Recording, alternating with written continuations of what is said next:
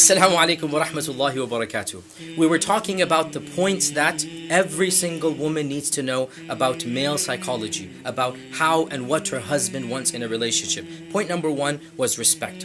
Point number 2, men inherently, men are created to provide. So it is ingrained in them that they're going to take care of the one whom they love. It is in the fitrah of a man that he wants to protect his wife. Men feel the need to take care of their wives, and they feel useful, they feel functional when they do. And this goes back to what Allah says in the Quran, that men are qawwam over women. And of the meaning of qawwam is to take care of. And we all know that our Sharia obligates upon men to take care of the woman. And this is in complete harmony with the natural instinct that Allah has given us. Therefore, when men do take care of their wives and their families, they feel a sense of pride and accomplishment. Men like to be dependent on. They like to be viewed as providers and supporters. And therefore, working hard for the family is a part of being a man. The irony here is that when a woman complains that her husband is working long hours and therefore is not home to be with her, to pay attention to her, to not showing her love, the irony is that from the man's perspective, he's working long hours because he loves his wife, because he wants to provide for his family, because he wants to rise up in his work and get a better and better position. And this goes back to the languages of love. Men show their love by providing the financial support, by providing the physical needs of the family, whereas women by and large don't view this as being an act of love. And therefore, women need to understand that dedicating long hours to one's work, to one's sustenance, this is in fact the sign that a man loves his children, loves his wife, and wants to take care of them. Another difference between the two is that by nature, men think more about the future of finances. Men think more about what's going to happen if I die, what's going to happen to my children, what's going to happen in 10 years for college, what's going to happen if this and that. Whereas by and large, women think long-term relationships. Women by and large are not that concerned about finances. For a man, he's worried about making sure that 20, 30 years down the line, he has enough savings to take care of his wife, to pay for his college education, kids' college education. A woman, on the other hand, is more interested in getting her husband's affection and making sure that he's going to love her 10, 15, 20 years down the line. Now, of course, this is not to say that a woman should just let her husband work himself to death and ignore her and not spend any time with her. However, what I'm trying to stress here, a woman must understand the frame of mind of a hard-working husband. She needs to see him for who he is. He's working hard so that he actually does something for her. And no doubt in the process he also benefits himself, but there's no denying that if he didn't have a family, if he didn't have children, he wouldn't be working that hard. Therefore, there's a very real danger when a woman continues to complain about the work her husband is doing, that this is going to lead to some sense of frustration, eventual anger. Why? Because the husband sees all of this work is done for the wife, whereas the wife sees all of this work has nothing to do with her. And so there's a huge discord that will take place. The bottom line here, husbands, understand that women have a different perspective on your long, hard hours at work. They see it as some type of competition between them and the office place, them and the work schedule. And so you need to understand that while work might indeed be important, family also has a place. Remember what our Prophet ﷺ said, give the rights of every person as they deserve it. Give the rights of your boss and your family and make sure that the two of them find a compatible middle. Don't sacrifice one for the other. And no doubt there's not going to be a perfect solution. You can't make everybody happy, but do realize that your wife might have a legitimate point that sometimes you do deserve to be home, sometimes you do need to cut back. Wives, our sisters, you need to understand that your husband's work is not a second wife. It's not a competition. There is no competition. He's working hard for you. He's working hard for your children. He's working hard in order to sustain the relationship, because as a man, he's worried about money. And so you need to cut him some slack and realize that that hard work is for you. And each of you needs to realize that that happy middle ground can only be obtained when the both of you communicate your needs and expectations to the other. The third point that I want every single woman to realize.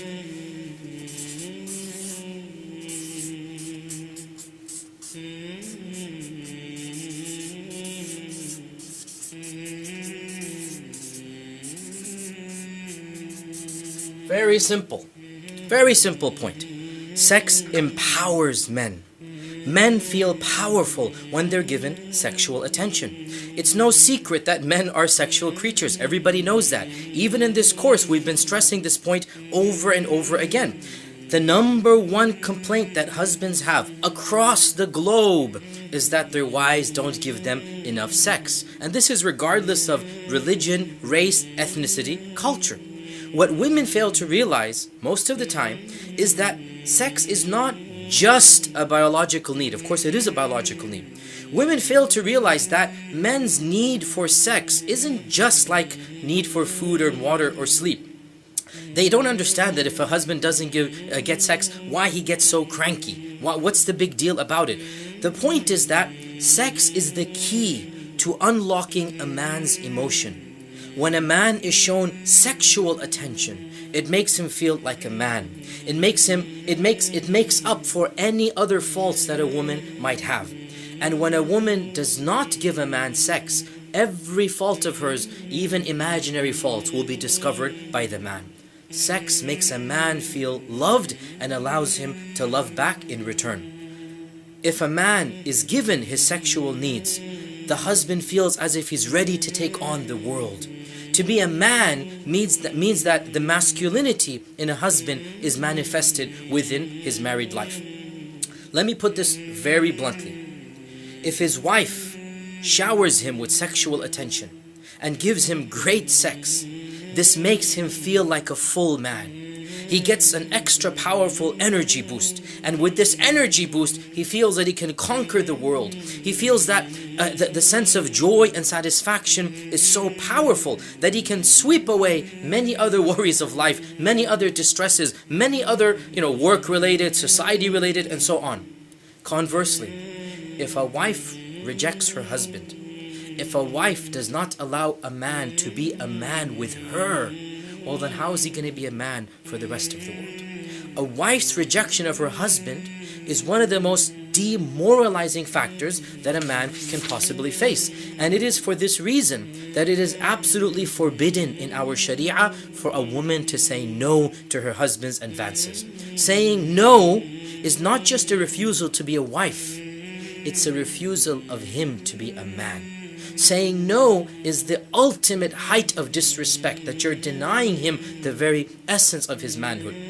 And plenty of men have told me, especially after all of these classes that I've been teaching, that the most painful, demoralizing factor, in fact some of the men that I have interviewed and spoken to clearly suffer from what we would call depression. The single most painful, demoralizing factor in a relationship is the wife's continual rejection of her husband.